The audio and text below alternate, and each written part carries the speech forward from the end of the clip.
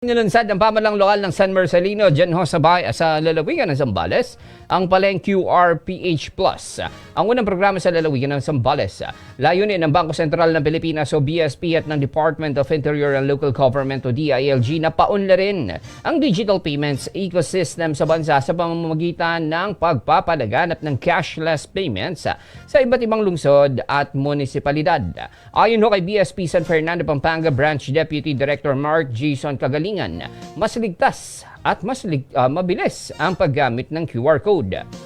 Dagdag pa ni Kagalingan, sa pamamagitan ng digital payments, maiiwasan ang pagtanggap ng pekeng pera at pagkalat ng sakit na magamit ito o magpagkalat ng sakit at magamit ito upang ma-access ang iba pang mga serbisyong pinansyal tulad ng banking, insurance at investment.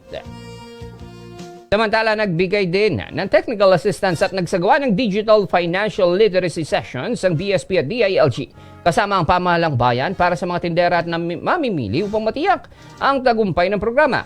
Hinimok naman ni Mayor Elmer Soria ang lahat ng mga residente ng San Marcelino na ganap na samantalahin ang programa. Samantala, nakipagtulungan na rin ang pamahalang bayan sa iba pang mga institusyon upang mas maging produktibo ang proyekto kabilang ang Department of Trade and Industry, Land Bank, GCash, Maya, GoTime, USSC at Olongapo Subic Bay Bankers Association.